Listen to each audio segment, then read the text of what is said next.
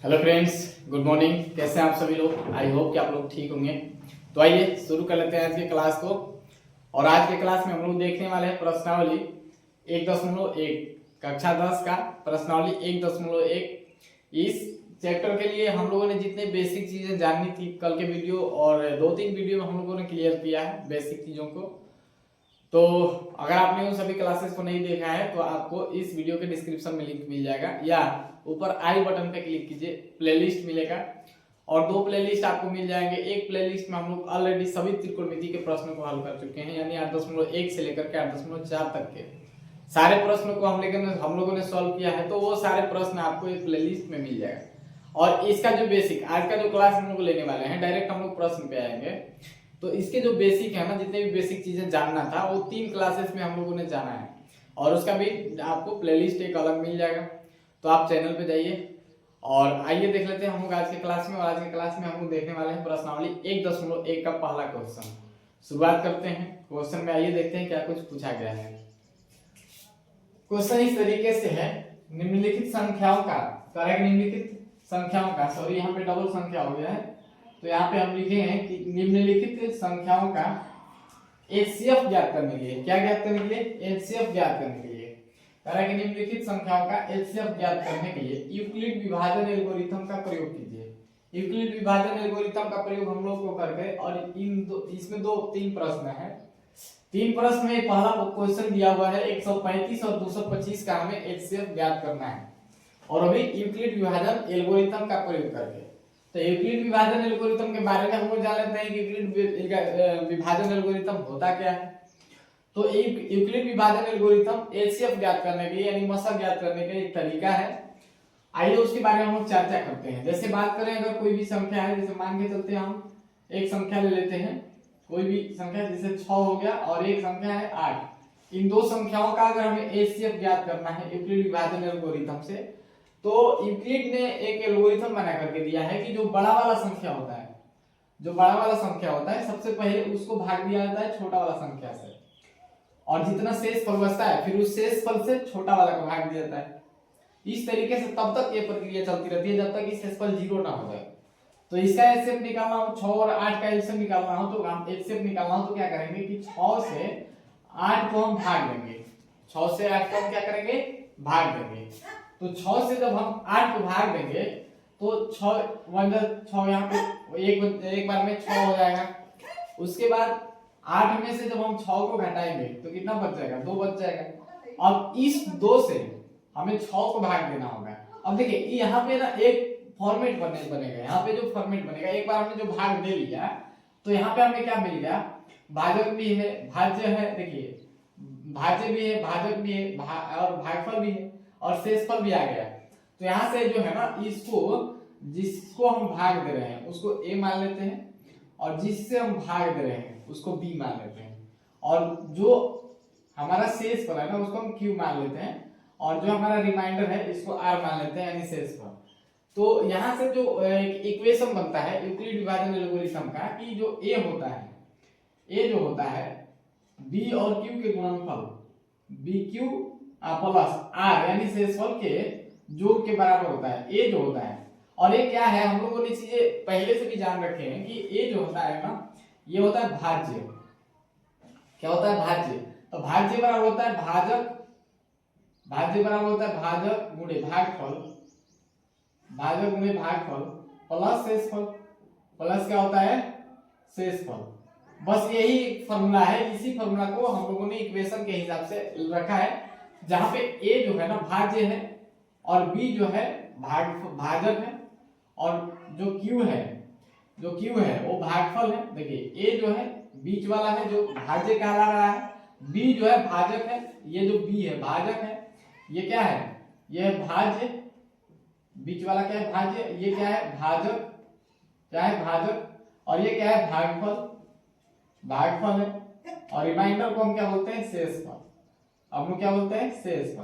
तो यहाँ पे जो भाज्य का फॉर्मूला होता है, भाज्य बराबर होता है भाजक गुणे भागफल प्लस शेषफल, यानी इस दोनों को गुणा कर लेंगे और शेषफल को जोड़ लेंगे तो इतना आ जाएगा। हम लोग भाग चेक करते हैं तो इस तरीके से चेक करते हैं भाग सही बना है कि गलती बना है। तो इस तरीका को हम लोगों ने जिस तरीका को हम भाग को चेक करने के लिए प्रयोग करते हैं वो है यूक्लिड विभाजन एल्गोरिथम। अब इस यूक्लिड विभाजन एल्गोरिथम के माध्यम से हमें इसका एचसीएफ ज्ञात करना है। हमें क्या ज्ञात करना है? एचसीएफ ज्ञात करना है। तो रिमाइंडर जो है 0 हो जाना चाहिए। रिमाइंडर जब तक 0 नहीं होगा तब तक हम इसको अप्लाई नहीं कर सकते। अभी देखिए यहाँ पे ना एक चीज मैं बना ले रहा हूँ। इस इक्वेशन पे मैंने चूंकि एक बार भाग कर चुका, हम लोग भाग एक बार कर लिए हैं, शेषफल भी निकल गया है, भागफल भी आ गया है, तो हम एक बार इसको सजाते हैं। तो यहाँ पे a जो है ना, a बराबर क्या है 8, और 8 बराबर हम लिखेंगे b गुणे q। तब b के जगह पे क्या है 6, आ गुणे q, q की जगह पे क्या है 1 है, प्लस रिमाइंडर कितना आया था 2 आया था। फिर भी हम यहाँ पे मसा नहीं निकाल सकते, अभी मसा नहीं आया पूरी हमारा, क्योंकि अभी यहाँ शेषफल 0 नहीं हुआ। अब इस शेषफल से जो शेषफल बचा हुआ है, अब इस शेषफल से हम इस भाजक को क्या करेंगे? भाग देंगे। फिर भाग देंगे तो 2 3 कितना हो जाएगा? 6 हो जाएगा। तो 2 3 6 हो जाएगा। अब यहाँ पे देखिए शेषफल क्या हो गया? 0 हो गया। शेषफल क्या हो गया? 0 हो गया। अब जो शेषफल 0 हो गया, तो शेषफल 0 जब हो गया तो किससे भाग दिए? भाजक। भाजक जो है कितना आया? यहाँ पे जो भाजक आया, यहाँ पे जो भाजक आया 2 आया। तो ये लास्ट वाला जो भाजक जिससे हम भाग करने पर शेषफल 0 प्राप्त किए हैं, वही हमारा क्या हो जाता है? मौसा हो जाता है। वही हमारा क्या होता है? मौसा हो जाता है। यानी इसको भी अगर समझाना हो तो यहाँ पे a का काम कौन कर रहा है? अब 6 जो है a का काम करने लगा, b का काम 2 कर रहा है, q का काम 3 कर रहा है, r का काम 0। तो यहाँ पे इसको अगर सजाएंगे, यानी 6 बराबर हम लिखेंगे a बराबर bq प्लस r, तो b के जगह पे क्या आ जाएगा? 2 आ जाएगा, q के जगह पे क्या है? 3 है, प्लस r रिमाइंडर के जगह पे क्या है? रिमाइंडर अगर 0 आ गया तो जो b का मान है वही हमारा क्या हो जाएगा? HCF हो जाएगा। यानी यहाँ हम लिखेंगे HCF। HCF किसका किसका? 6 और 8 का। 6 और 8 का कितना आ जाएगा HCF हमारा? तो लास्ट में जो b का मान आया है 2 आया है, तो 2 हमारा क्या हो जाएगा? HCF हो जाएगा। इसी को हम हाईएस्ट कॉमन फैक्टर बोलते हैं इंग्लिश में, यानी हम इसको मसा बोलते हैं, महत्तम समापवर्त्य। हिंदी में इसको महत्तम समापवर्त्य या समापवर्तक बोलते हैं। उसके बाद अब सेम यही पैटर्न हम लोग अप्लाई करके हमें इस क्वेश्चन का आंसर देना है। तो मैं उम्मीद करता हूं कि आप सभी लोगों को ये जो है ना फांडा समझ में आ गया होगा, यानी ये जो तरीका है बनाने का आप सभी लोग समझ चुके होंगे। तो इसी तरीके को हम लोग अप्लाई करेंगे इस यानी 135 और 225 को सॉल्व करने के लिए, इसका मसा ज्ञात करने के लिए। तो आइए हम लोग इसको मिटाते हैं, और मिटाने के बाद हम लोग देख लेते हैं कि 135 और 225 का मसा कितना होने वाला है। देखिए, तो हम 135 और 225 का मसा निकाल रहे हैं यूक्लिड विभाजन एल्गोरिथम का प्रयोग करके। तो पहले हम क्या करेंगे, इसमें छोटा जो है ना 135 है, तो 135 से हम 225 को क्या करेंगे? भाग देंगे, क्योंकि 225 क्या है? बड़ा है, तो बड़ा वाला को भाग देंगे। पहले हम एक बार में ले जाएंगे, एक बार में जब जाएगा तो क्या हो जाएगा? 135 और एक इसमें सब घटाएंगे, क्योंकि हम लोग भाग करते हैं तो घटाते हैं। तो 5 में से 5 गया 0, 2 हो गया, ये 2 में से 3 तो घटेगा नहीं, तो हासिल ले लेगा, इससे हासिल लेगा तो 12 हो जाएगा, 3 घट के क्या हो जाएगा? 9। और ये जो हासिल दिया है ना वो 1 बच गया, अब ये 2 नहीं रहा 1 हो गया। तो 1 में से 1 जब घटेगा तो ये 0 हो जाएगा, तो 0 हम नहीं लिखेंगे। तो ये पैटर्न ये हो गया, एक स्टेप हमने अभी सॉल्व किया, लेकिन अभी भी शेषफल 0 आया नहीं। तो इसको हम सजाएंगे। यहाँ पे अगर हम सजाएं, यहाँ पे लिखेंगे यूक्लिड विभाजन एल्गोरिथम, यूक्लिड विभाजन एल्गोरिथम से। तो यूक्लिड विभाजन एल्गोरिथम से क्या कहता है कि a बराबर bq प्लस r। तो हम इसको सजाएंगे, एक एक स्टेप को हम सजाते हुए चलेंगे। तो 135 से जब 225 को भाग दिया, यानी 225 को भाग दिया, तो 225 क्या है? 225 हमारा a है, ये b है, ये q है, और ये क्या है? r है। तो a बराबर यानी 225 बराबर bq प्लस r, bq 135 गुणे 1, b गुणे q का मान 1, r रिमाइंडर कितना हो गया? रिमाइंडर हमारे पास 90 आया है।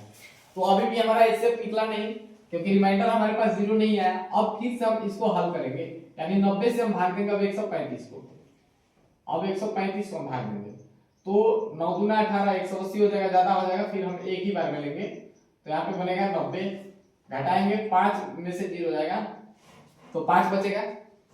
13 में से 9 गया तो 4 बचेगा। अभी भी हम एक स्टेप फिर हल किए। अब की बार देखिए ये 135 ए हो गया और 90 बी हो गया और ये हो गया क्यू और ये हो गया आर। तो हम 135 बराबर लिखेंगे 135 बराबर 90 गुणे 1, 90 गुणे 1 प्लस शेषफल रिमाइंडर कितना आया 45। फिर भी अभी हमारा एचसीएफ निकला नहीं, अभी भी जीरो नहीं आया है शेषफल। तो फिर क्या करेंगे, फिर 45 से भाग देंगे हम। फिर 45 से किसको 90 को भाग देंगे। तो 90 को जब भाग देंगे तो 2 बार में जाएगा 45 गुना 90। देखिए हमारे पास शेषफल जो है जीरो आ गया। शेषफल क्या आ गया जीरो आ गया। तो इसको भी सजाएंगे, इसको भी सजाएंगे। अब एक ये 90 क्या है 90 ए हो जाएगा और ये क्या हो जाएगा बी हो जाएगा, ये क्यू हो जाएगा और ये क्या हो जाएगा आर हो जाएगा, ये ए हो जाएगा। तो यहाँ लिखेंगे 90 बराबर 45 गुणे 2 प्लस शेषफल कितना आ गया जीरो आ गया। तो जब शेषफल जीरो आ जाता है तो समझ जाते हैं कि वही बी वाला मान जो होता है हमारा एचसीएफ यानी हमारा जो है मासा हो जाता है। तो यहाँ पे हम लिख देंगे एचसीएफ 135 और 225 का कितना है एचसीएफ। अभी हम लोगों ने कितना निकाला, तो ये जो है ना एचसीएफ जिससे हम लास्ट बार भाग दिए, तो ये हमारा जो 45 है 45 ये हमारा क्या हो जाएगा आंसर हो जाएगा। मैं उम्मीद करता हूं कि आप सभी लोगों को अच्छे तरीके से समझ में आ गया होगा। आइए देखते हैं इस पहले क्वेश्चन का दूसरा नंबर क्वेश्चन। तो दूसरा नंबर क्वेश्चन सेम इसी तरीके का है। आइए हम इसको मिटाते हैं और दूसरा क्वेश्चन देखते हैं।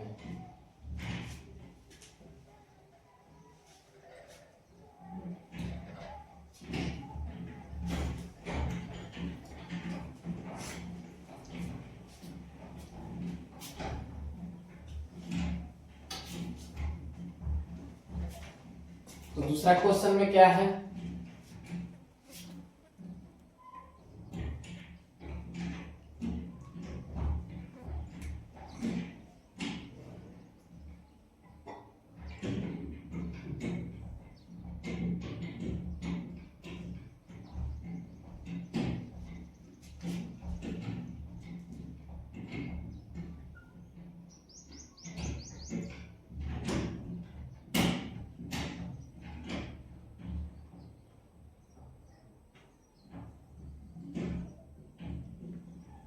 ये है हमारा दूसरा क्वेश्चन। दूसरे क्वेश्चन को हल करना है यानी 196 और 38,222 है 220 है 38,220 196 और 38,220 का हमें एचसीएफ ज्ञात करना है यूक्लिड विभाजन एल्गोरिथम का प्रयोग करके।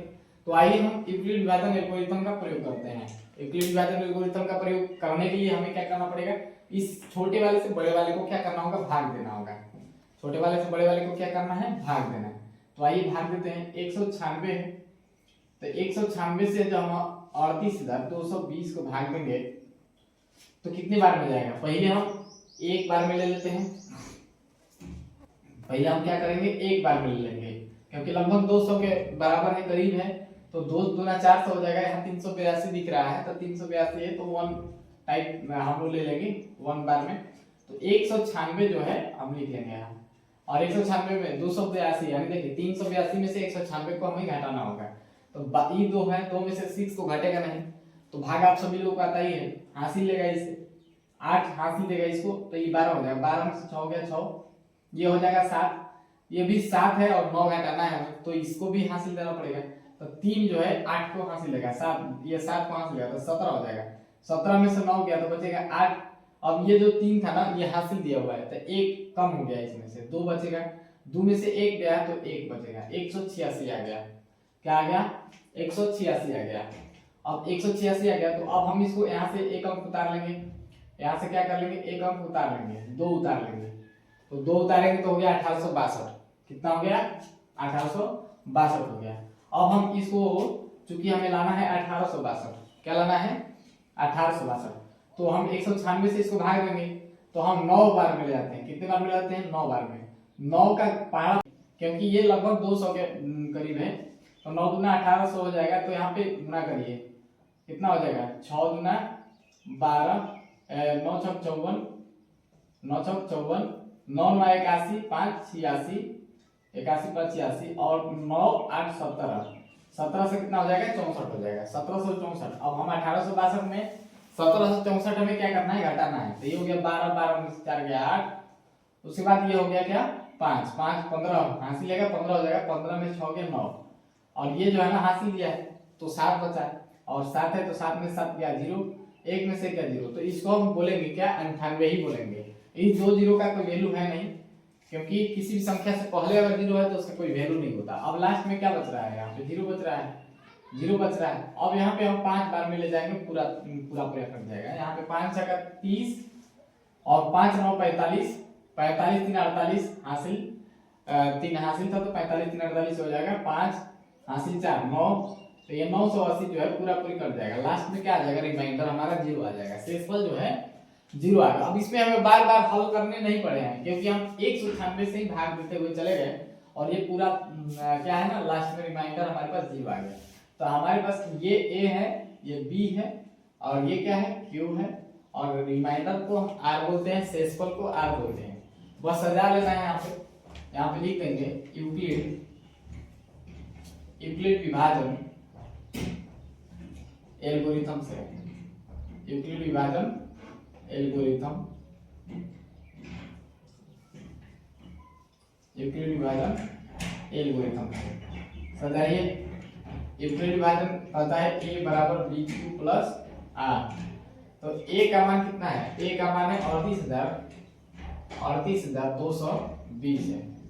b का मान कितना है 196 है गुणे यहाँ पे इंटू है इंटू मतलब होता है गुणा और q का मान कितना है 195 है 195 प्लस r जो है r हमारे पास कितना है रिमाइंडर है 0 और ये हमारा जो है ना 196 हमारा क्या हो जाएगा एचसीएफ हो जाएगा। तो आप लिखेंगे एचसीएफ 196 38,220 का जो एचसीएफ आया है 196 आया 196 आया। जितना बार में कटा हुआ है जिससे कटा हुआ है वही हमारा क्या हो जाएगा एचसीएफ हो जाता है। तो यही हमारा क्या हो जाएगा आंसर हो जाएगा एचसीएफ। यानी दोनों में जो कॉमन फैक्टर है वो हाईएस्ट कॉमन फैक्टर 196 है। यही हमारा क्या हो जाएगा आंसर हो जाएगा। आइए देख लेते हैं इसका तीसरा क्वेश्चन। तीसरा क्वेश्चन में क्या कुछ पूछा गया है मिटाते हैं इसको।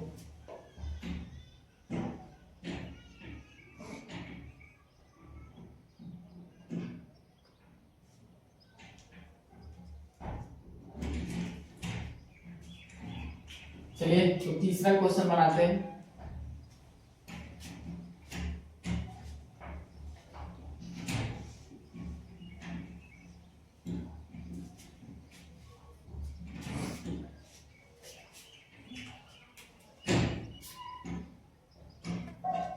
तीसरा क्वेश्चन भी सेम इसी तरीके से दिया हुआ है 867 और 255 867 और 255 का एचसीएफ हमें ज्ञात करना है। 867 और 255 का एचसीएफ हमें ज्ञात करना है। तो आइए ज्ञात कर लेते हैं। छोटा वाला 255 है और छोटा वाला 255 है तो इसी से हम भाग देंगे 255 से हम भाग देंगे 867 को।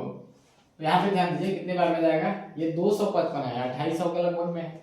तो अगर हम 4 बार में लेते हैं तो 1000 हो जाएगा ज्यादा हो जाएगा।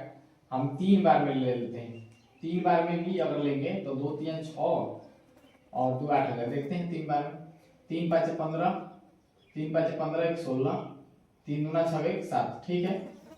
3 बार में हमने ले लिया। अब घटा लीजिए इसको 7 में से 5 गया 2 ये हो गया 6 है तो 16 में से 6 हो गया हासिल मांगेगा इसे तो 16 हो जाएगा। लेकिन क्योंकि ये 7 में से 5 गया और 6 में से 6 हट के 0 हो जाएगा और ये 8 में से 8 हासिल मांगने की जरूरत ही नहीं है 6 में से 6 हट के 0 हो गया। अब 102 आ गया 102 से हमें 255 को भाग देना होगा। एक बार इसको सजा लेते हैं एक बार हम इसको सजा लेते हैं। यहाँ पे लिखेंगे यूक्लिड विभाजन एल्गोरिथम